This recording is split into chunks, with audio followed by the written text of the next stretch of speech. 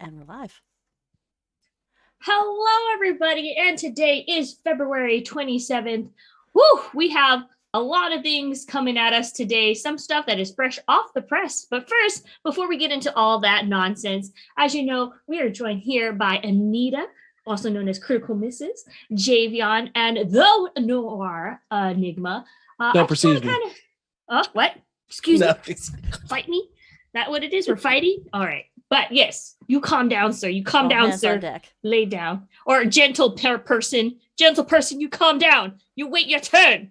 Anywho, Javion, thank you for being so nice and respectful. You're very What were welcome. you doing today? Just today, or do you want to know my week? Or All I mean, the whole how week. far The how whole far week. back can we go? The whole week? Okay, gotcha. How has your lifespan been? You know, My just lifespan. general lifespan. I have been obsessed with the new Last of Us series that's based off of Oh, the original video game for PlayStation. And oh my gosh, every episode is just like so perfect.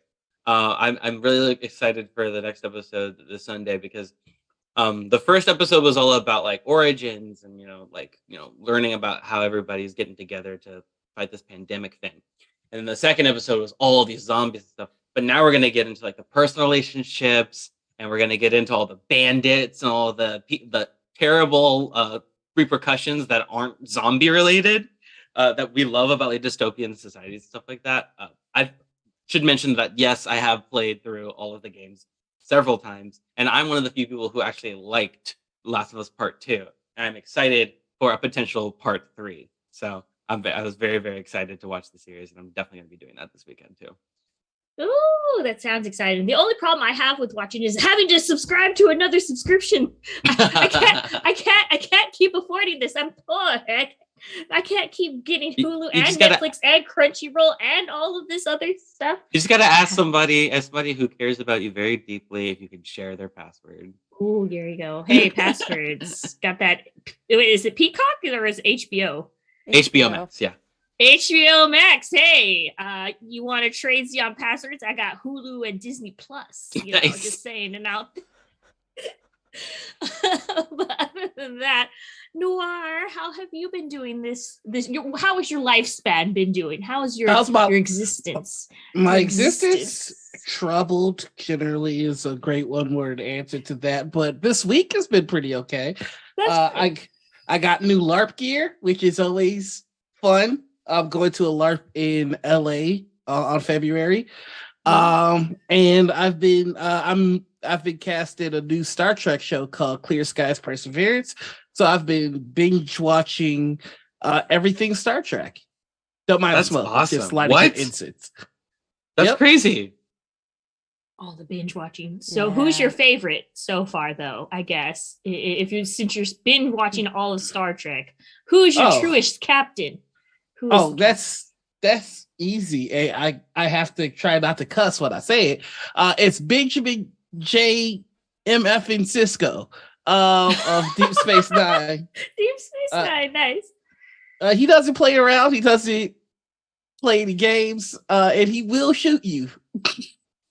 Oh my gosh. Straight, straightforward. We like a man who's just straightforward and goes, yeah, no questions asked. Good job. What about you, Anita? How have you been? How's your existence? How is everything? My existence has been good. We like I said, been watching a lot of Deep Space Nine. And we're also gonna start up on the rest of Legend of Vox Machina fairly shortly. Saw Yeah. the announcement. I saw. Yeah, which that's some more news that we could probably get into, but I don't think we have time for it, maybe. Uh that yeah, so other than that, I've also got a couple of good graphic design jobs on the docket, which are going to be fun for some new projects coming down the pipe. Some more games that I get to do some graphic design and layout for. But yes, That's that's so Ooh. cool. Let's Can we please yeah. get some hype in chat for that? Because we love an independent creator that's getting work. Oh That's getting God, work. it feels so relieving to actually get like, oh hey, I have a job, and then I've got the job that's lined up after that job.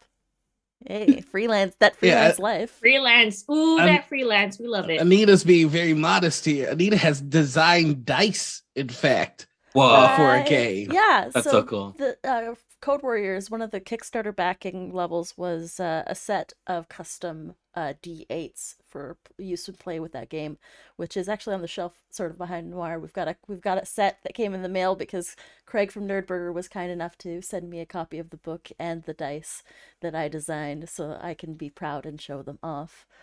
But yeah, We very have to exciting. you have to come back and just come here and just nerd out about all of your creations. We need a Anita hour. I get it, Anita hour. Mm-mm. Anita Ah, talk. Ah, that's Ooh. good. this will be a new segment. Is the Anita Hour on Tabletakes? Exactly. You There just give you me an hour go. to hyper focus on something, and I'll go through.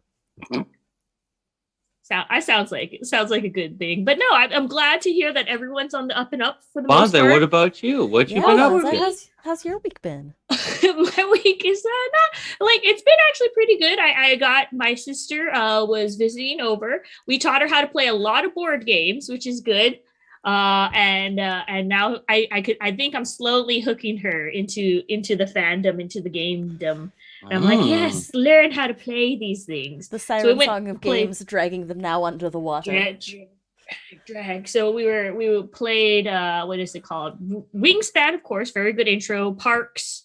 And we also did a little bit of this rainbow game where I picked up from an independent designer. I can't remember the name right now. I should get that later. But yeah, we played a lot of board games together, and she had a good time. She had to go back, unfortunately, because she has a lot of like work to do. Even though she still works remotely, she still has to go back every now and then. Mm-hmm. But it was nice having my sister, and she'll Mm-hmm. hopefully be back in 2 weeks when I'm about to pop this baby. When the 3D print is of a human has completed. Coming Yeah, soon. it's getting close. It's getting close, and I will say I am done being pregnant. Yay, the joys of life. It's great. But no, I mean it's very exciting. I somehow all of my Twitter, TikTok, and everything I browse is now throwing as many baby as they can to me. The They're algorithm always has you pegged at this listening. point. Yeah, they got it pegged, you know. But it's all very exciting. Heck You know, yeah. almost as exciting as maybe putting a ring on it. Ravensburg might be doing something. Noir, do you know if Ravensburg's going to be putting a ring on it? What an amazing segue. And I do know. First off, shout outs to Jeffrey Dom Sanchez of ICV2 for giving us the news.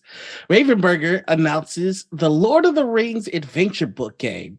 Ravenburger announces the adventure book game, a new storybook style game, which is going to hit retail stores August 2023 after an initial exclusive release through Target in February 2023. So if you've ever had the inclination to live your own Lord of the Rings fantasy, this is going to be a great way to do it. I know personally, I've read the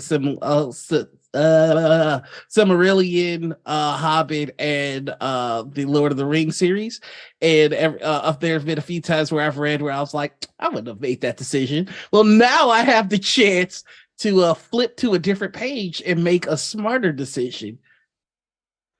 Like, I don't know, giving the ring to Gimli because dwarves are inherently resistant to the effects of the One Ring and having him march it directly to Mordor by his goddamn self. But that's just me. What logic? What are you talking about? I'm just saying, during the meeting of the fellowship, everybody's like, we should keep the ring. Gimli's like, nah, what?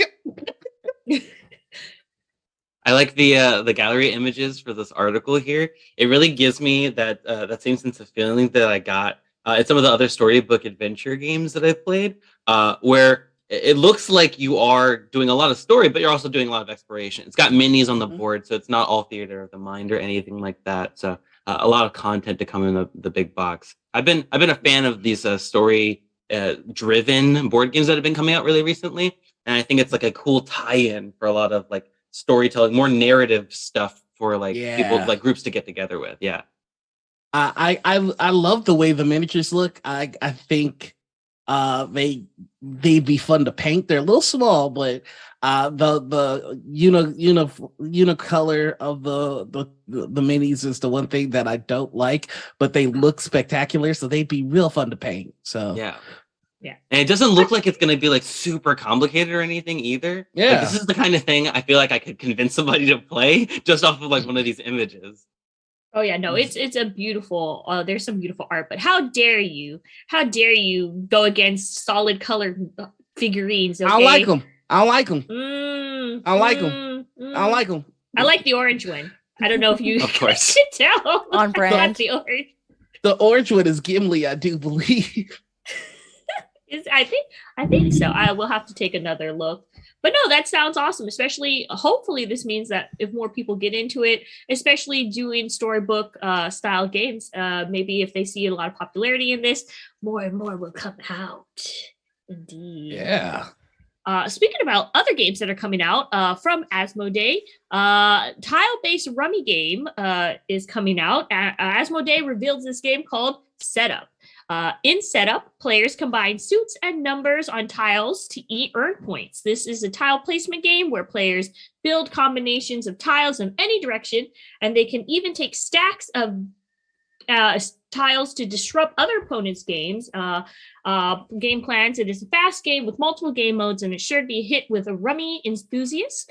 This game, of course, is 2 to 4 players, ages 8 and up, and plays about in 25 minutes, and will be in retail for about $29.99, rounded up to about $30. If you guys are looking at this, I think my only comment about this is, does this sound like Mahjong to any of you guys? Maybe a little. A little bit. A bit.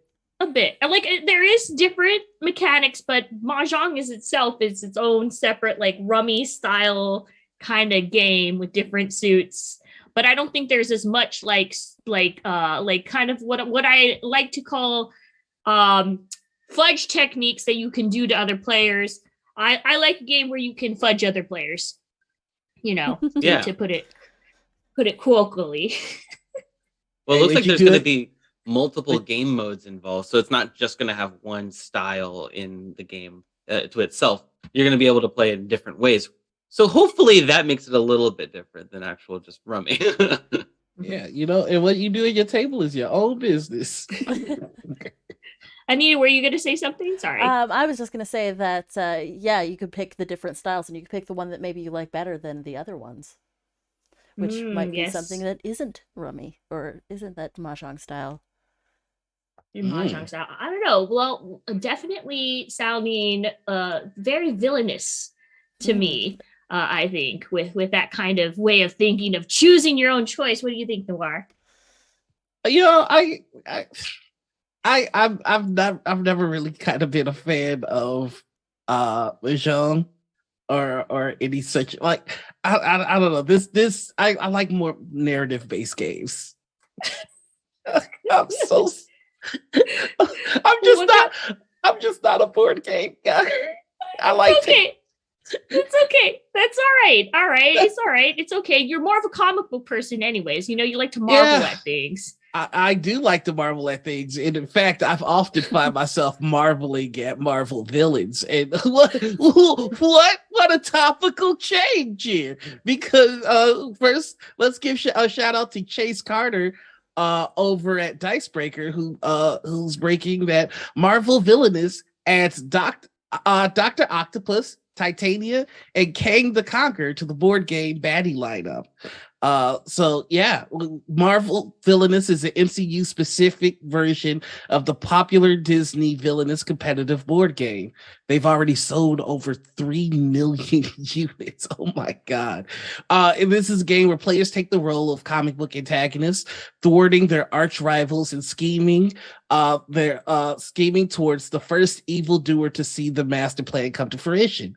The latest title focus makes sense because Titania recently did feature in the She-Hulk show, which I love, and I will judge you based on what your opinion is of that show.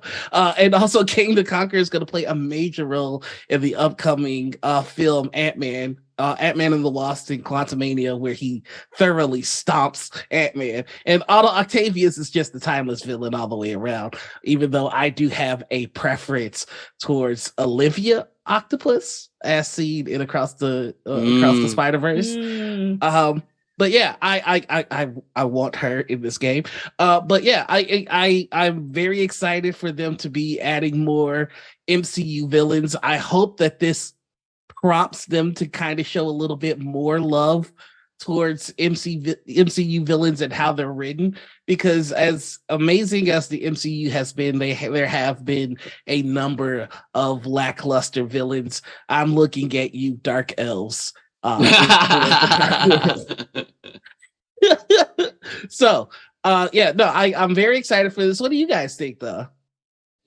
I want not just straight up villains. I want ambiguous, like, kind of gray villains that are not necessarily good. Let's get a Justin Hammer deck of villains. Just so I can do the Justin Hammer dance alone. I don't know. Me myself, I'm still so burnt out from that Disney Villainous tournament that we did over quarantine, where we literally just played Disney Villainous like nonstop until we got through all the characters and just played. We were sponsored by Disney, which was pretty cool, and I got to see a lot of the Disney villains that I hadn't seen before. What villain were you, if you don't mind my asking? I wasn't Prince John, even though I really wanted to be. I decided to go.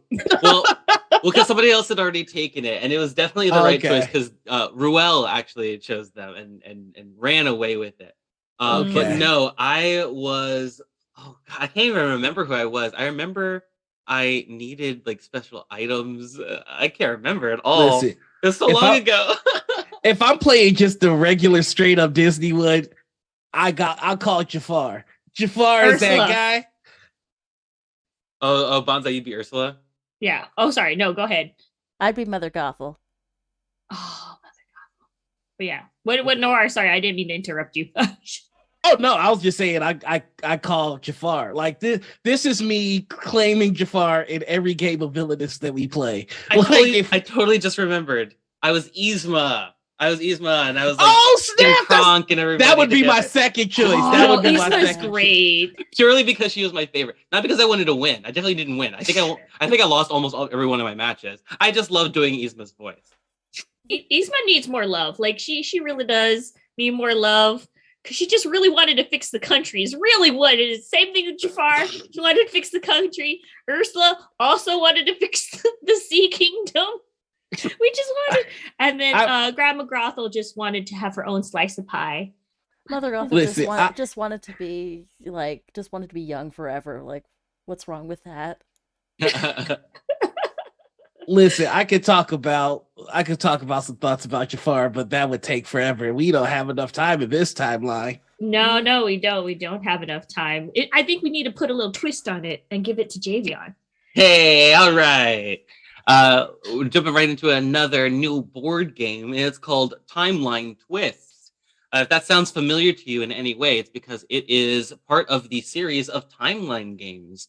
It's got a much larger box and much more gameplay to it, because it's got more cards as well as a new way to play Timeline. Typically, in Timeline games, you are used to playing in a way where you're competing against one another to get your Timeline cards out of your hand and completely gone, and then you win by trying to figure out where in the timeline your cards are supposed to fit. So if you got the invention of the telephone, does it come before or after the invention of peanut butter? That kind of thing. So in this co-op version, Timeline Twist has players but teaming up to untangle time, trying to figure out how you're going to place the cards completely, all 36 of your cards in the correct timeline order. You also have the ability to discard cards in this new variant, bringing a new twist on being able to help get rid of some of the cards that you're not sure about too much. So it's still got the same mechanic of placing a card down and then flipping it over to see if you're right afterwards, but players will win together or lose together, which is completely different than the way I'm used to playing Timeline, which is blind guessing towards the end of the game and then doing my very best impression of a Jeopardy contestant by like laser pointing in on where I think these different events go. Timeline Twist is actually going to have 2 variants as well. So you've got the original, which has a smorgasbord of all different characters and popular inventors and notable featured people amongst the years, as well as a pop culture version, which is supposed to be much more up to date, much more modern things, or just things that people talk about on TMZ or whatever, right? Mhm. So it plays in about 2 to 6 players and should only play about 20 minutes. So keeping in line with the way that we're used to playing Timeline. However, with these 2 new versions, it's still an A+ game, so still plenty of ability to play it with people that you're used to playing it with. So children, family, people of all ages able to play it. This version. It's going to retail for $16.99, and it's coming out this spring of this year. So look forward to a brand new version of Timeline if you are looking for a new addition to your collection where you're trying to actually learn something while you're playing rather than learn something about the world rather than the other people and how despicable they can be.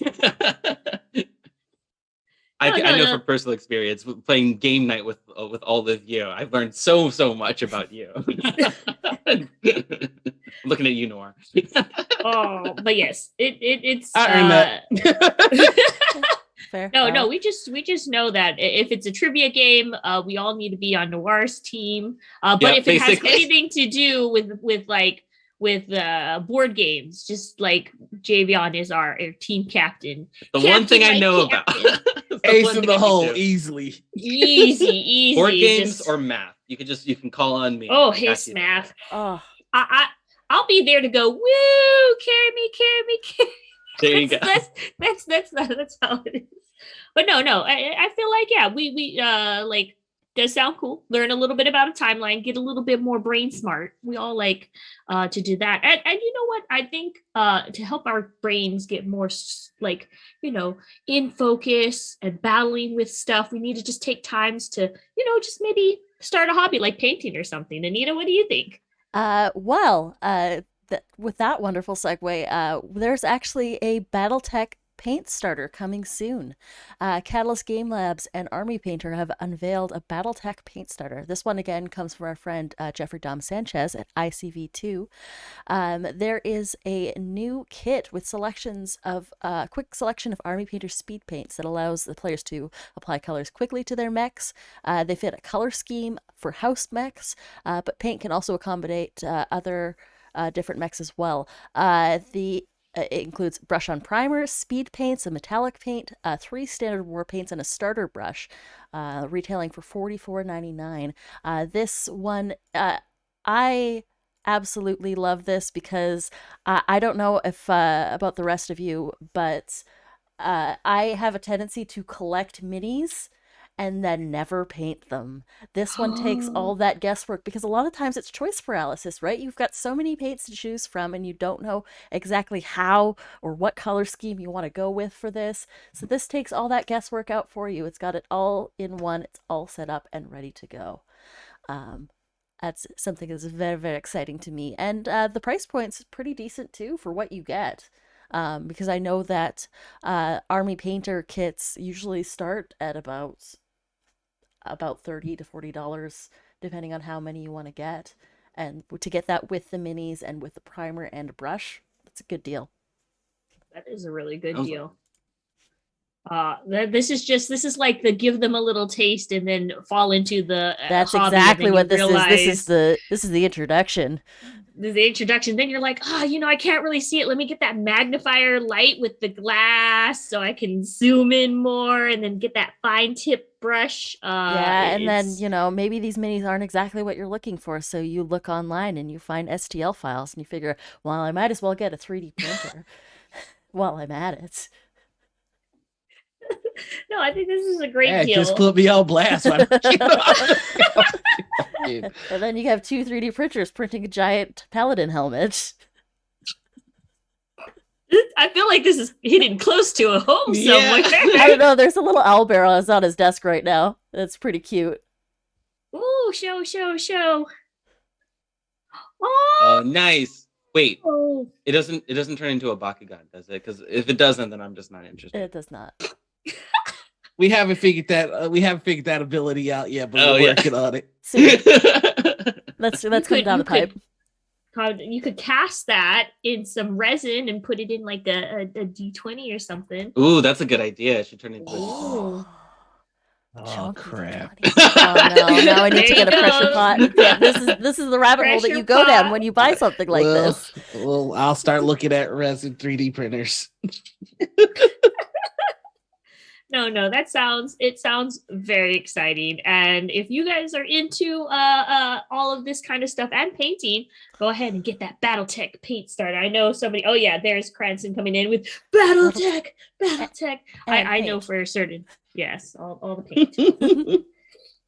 But yeah, now we're gonna go ahead and switch up to some, oh my gosh, not so fun news. From happiness comes the downfall. And what I have, well, I don't know if you guys noticed this whole like week or two, there has been a massive amount of layoffs, mostly in tech companies, definitely. But just announced, basically Hasbro announces massive layoffs. This press release on Business Wire. Quarter four revenue was down about 17% year over year. WotC and Digital Game, but for good news is that WotC and Digital Gaming were both up, but consumer products and entertainment were both down for Hasbro. This, of course, is not coming in with numbers coming in from the backlash that happened recently with the OGL scandals. But we'll have to see what the numbers show then. Hasbro plans to lay off 1,000 employees, or approximately 15% of their workforce. Maybe this will call for more spin-offs of WotC come from the Hasbro spots. What this is, I don't know if you guys remember, about 6 months to a year, there was some talks about kind of like splitting WotC away from Hasbro. Like there still be working companies that work together. It's just that their stocks would be more in terms of a business. A CEO of, I think, not Activision, but one of those, I cannot recall the name right off the bat. I am sorry. But he was promoting the fact that WotC was very undersold and that they needed to separate themselves from Hasbro. But Hasbro, of course, making promises that no, our entertainment, we're going to make it go viral. We're going to make D&D a lifestyle choice. And that's why they kept the companies together. But seeing, of course, how this recent 2 to 3 week fallout has been, we'll only see what happens. And a lot of this, of course, hinges on the success of the D&D movie that has been delayed, but is still coming in March. I want to say, I can't remember. March is the end of March. You know, I believe that it is. Please, I'm sorry if March I get 31st. the dates wrong. March 31st, okay, end of March. So a lot of the companies and basically the Hasbro and WotC future, it relies on this movie deal and whether or not they can actually make D&D a lifestyle brand. That'd be, I mean, in itself, what in terms of, I just want a question for you all. When you think lifestyle brand, what does that you picture in your mind? I immediately think of Disney adults. I think that's the first and like most clear kind of connection to what they might be wanting.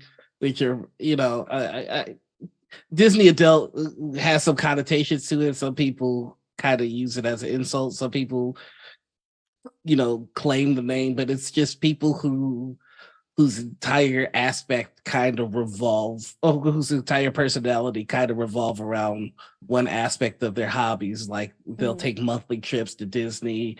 Their entire house is filled with Disney merch. Whenever there's like a special edition or something, they're the first to grab it. So I think that that's kind of what they want to go for, which, you know.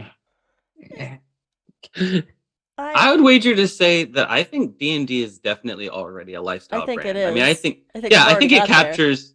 I think it captures a culture. I think it captures an entire. It encompasses a huge group of nerd culture. I mean, if you think about I mean, how many times have you walked into a store with comics or anything like game related and seen something D&D related, right? How many Yeah. times have you talked to somebody who loves D&D? I mean, it's everywhere these days. I think See, I think Hasbro is as a company hitching their wagon onto WotC's.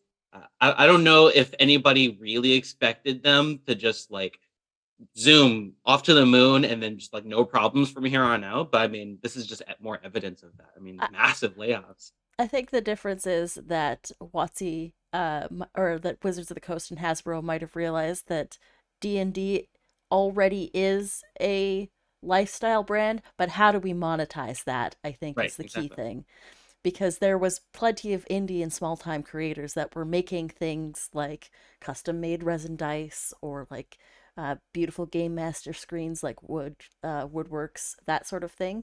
And like I think they realized that they were probably leaving money on the table by not actually trying to monetize that immediately yeah, off jump. yeah, It's them yeah, catching I up think to a market that they didn't realize they had.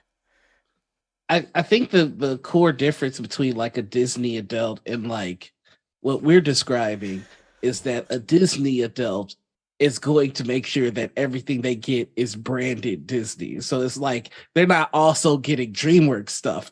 It's Disney. But with what we're describing, we're talking about TTRPG fans. Mm. And so like I'm just as happy to get a Pathfinder special edition or a Magpie special edition as I am to get a D&D special edition book. And I think Hasbro is trying to kind of shut out that competition so that it's just Dungeons and Dragons that we're focusing on, and not so much all the others. No, that is true. I think that it is like we're willing to go, as D&D fans, especially fantasy fans, we're like, we could buy the official, or I have this 3D printer kind of thing. We're too what is it called?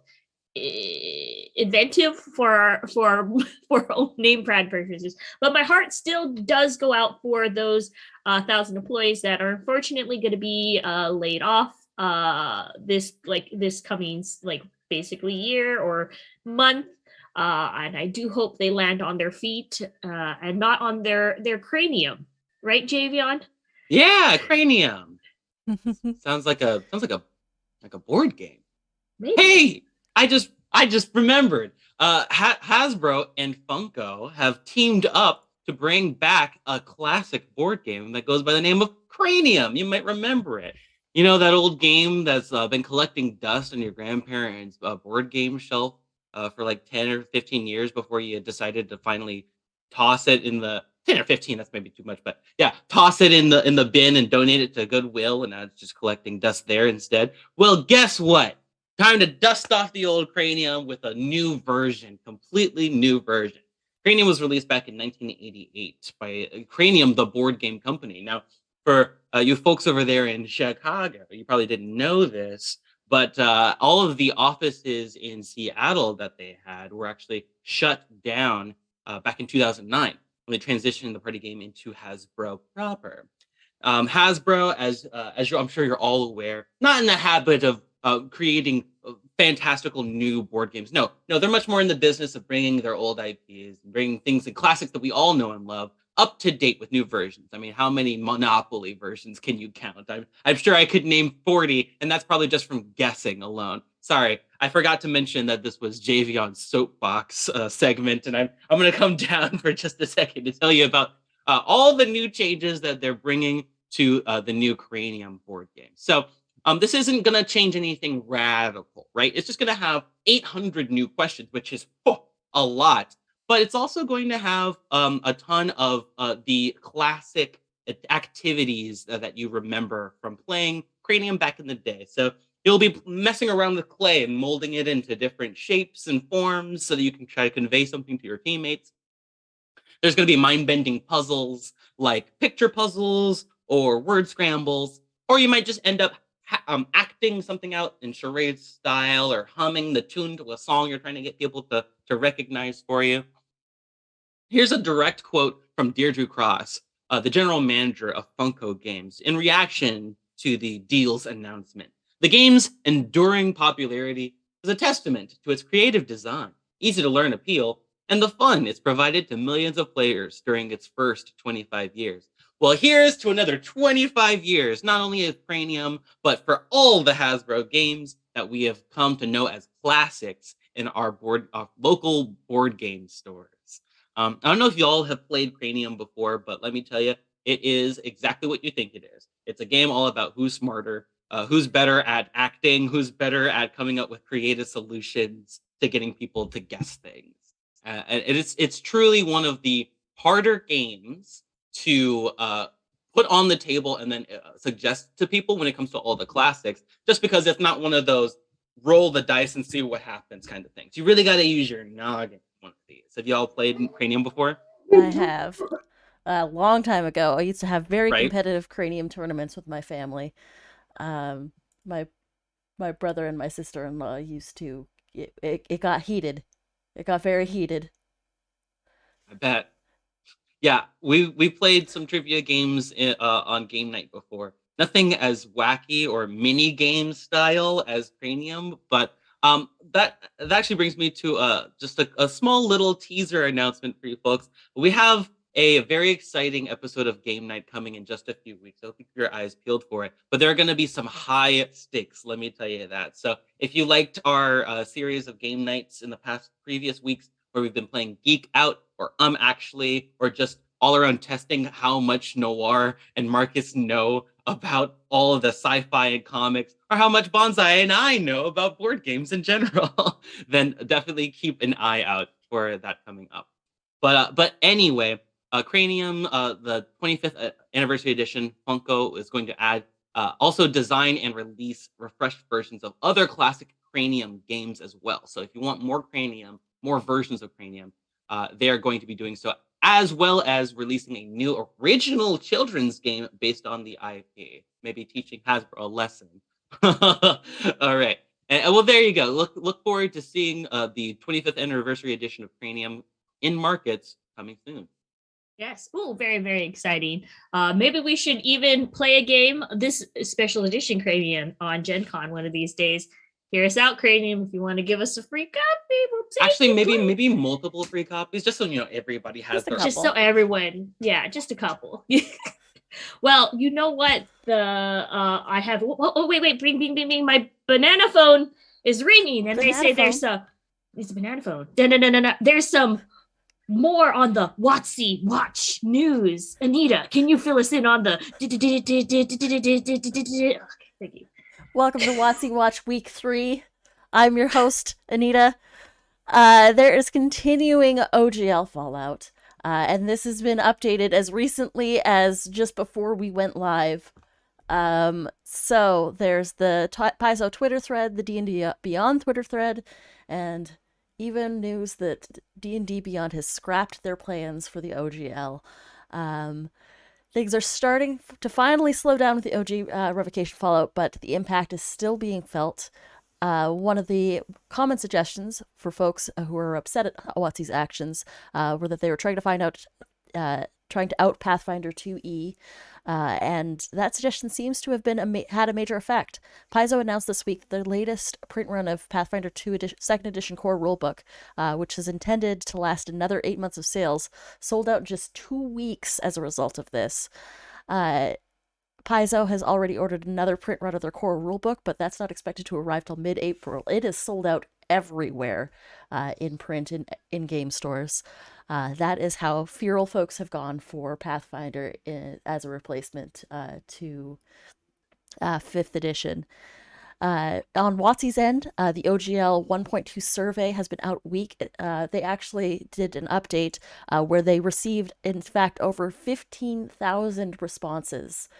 They have percentages where 88% did not want to publish TTRPG content under OGL 1.2.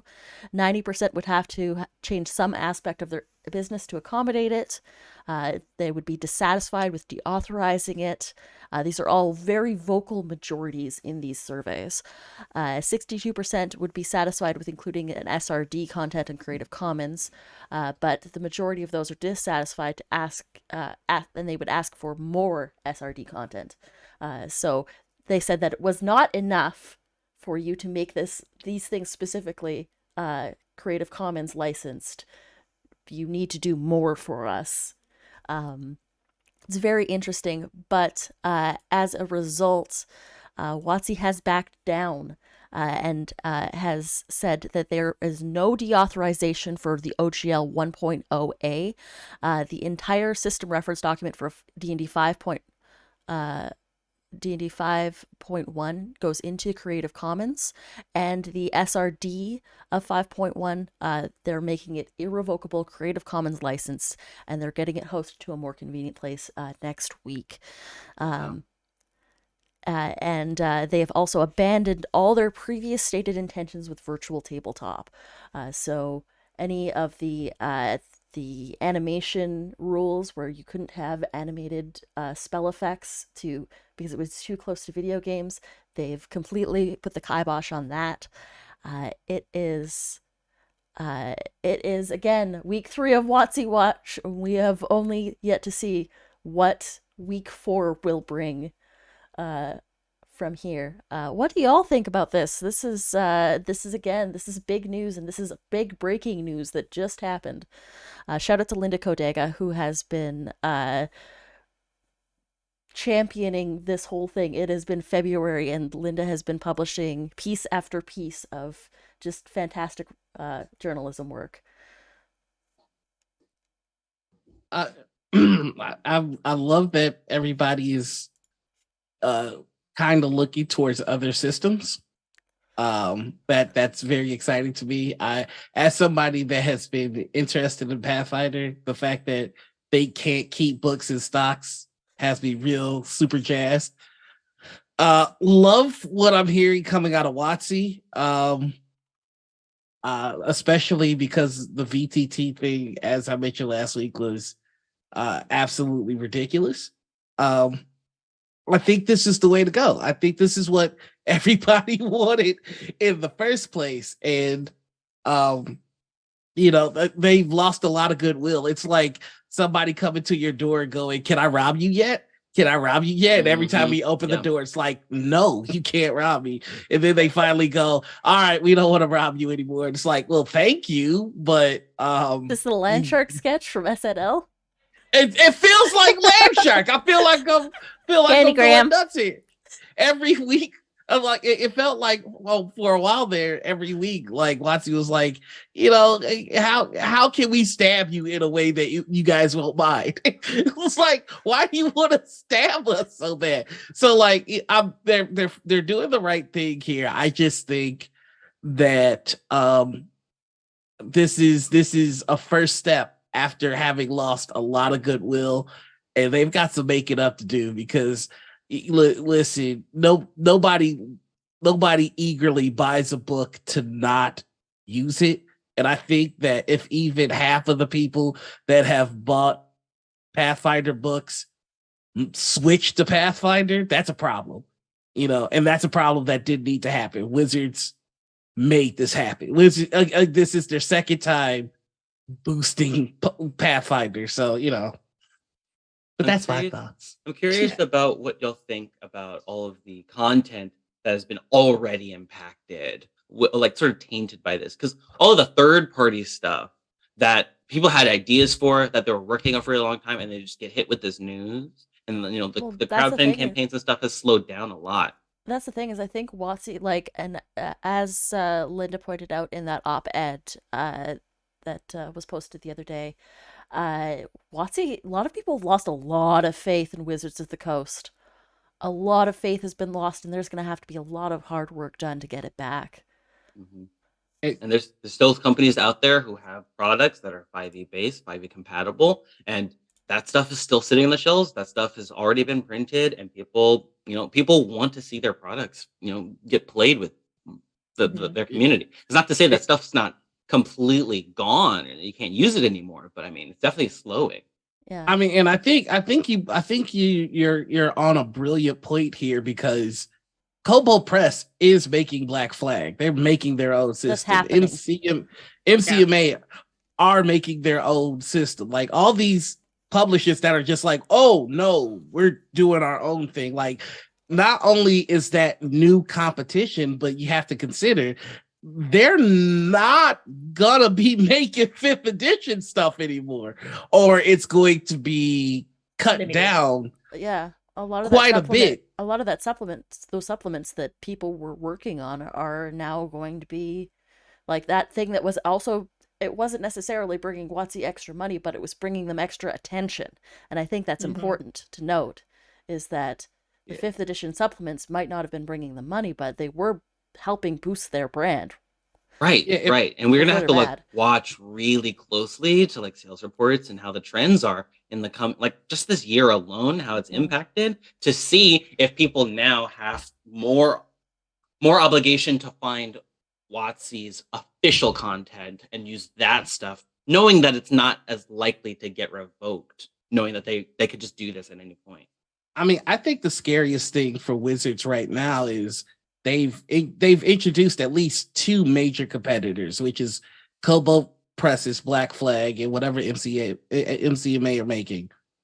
The question is, what if they're really good?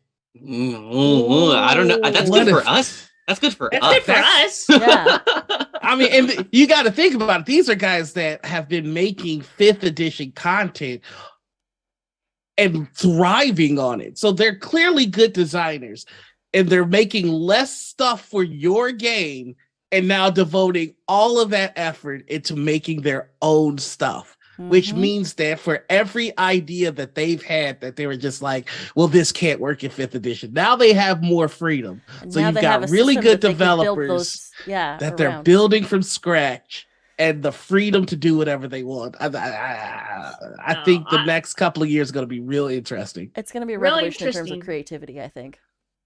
Yeah, definitely. I'm excited to see what it has for us. We'll just have to wait and see. And honestly, I like competition. Competition is good for us, the consumer.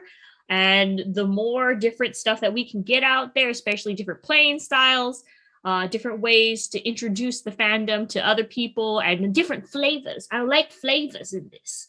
The more we can enjoy it as a community.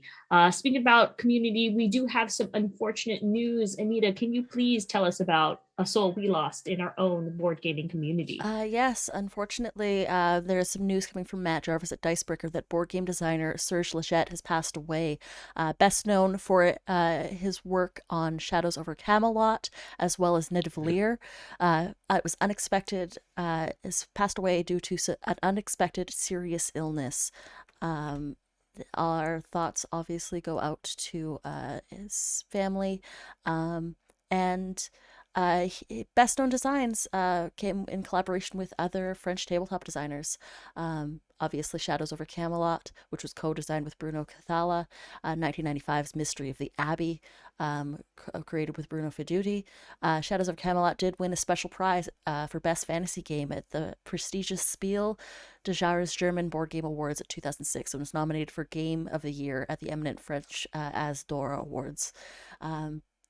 Just sad news over around, and it seems like it was a very from what is said in the article is that Serge was a nice guy, mindful, attentive, and discreet, and I'm thinking he will probably be very much missed. Absolutely. We are a community, Mm-hmm. and whenever one of our own passes away, especially one as it has an impact on the industry as much as Serge has, we always come out, and they're artists, they're designers, and like any designer, like any art, when something like this happens, it brings more attention to their previous products, but it helps us remember them as well. But yeah, thank you for letting us take that moment, of course, and hearts out to their family and everybody affected, friends and family, by this. I know this is a terrible segue, but Hey, we did talk a little bit about D&D and something that flew a little bit under the radar because of all the other nonsense that was flying about. Noir, do you want to tell us? Do you have the keys to this event? Yeah, let's talk about heist, y'all. Now, this article coming to us from Anna Diaz.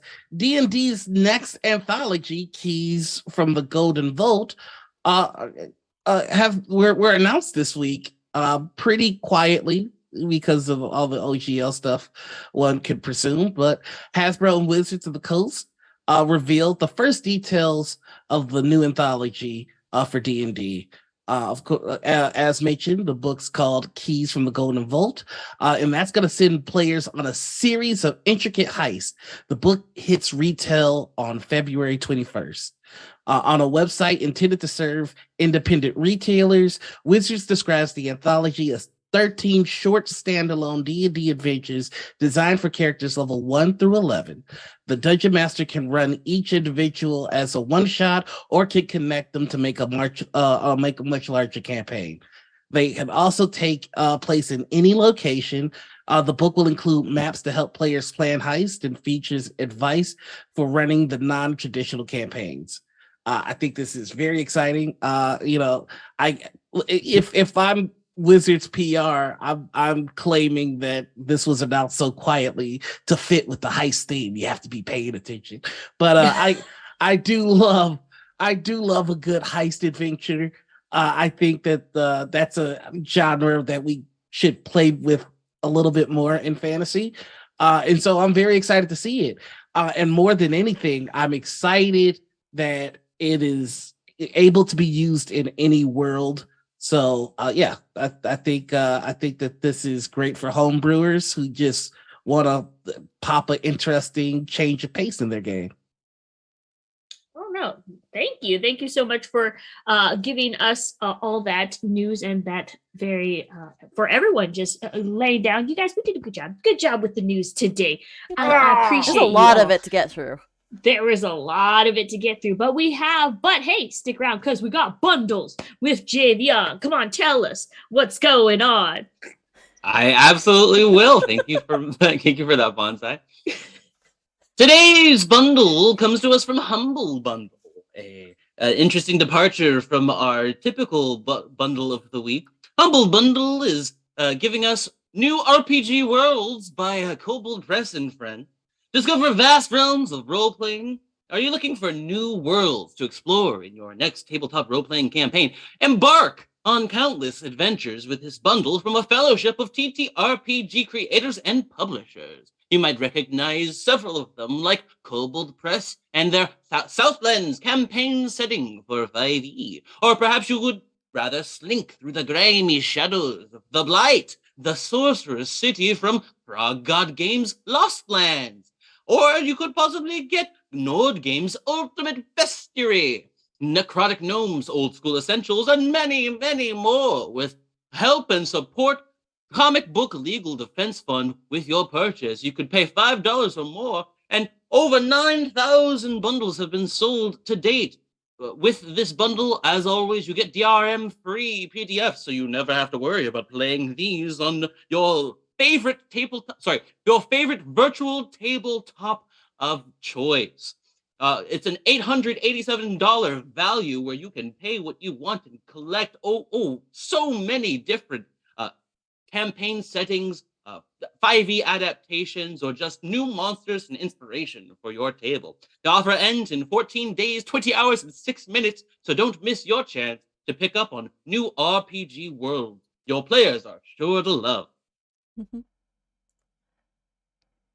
Thank you, Javion. I like the voice. I like the voice. Thank you. It's good. It was a bold decision. I think it paid off. Thank you.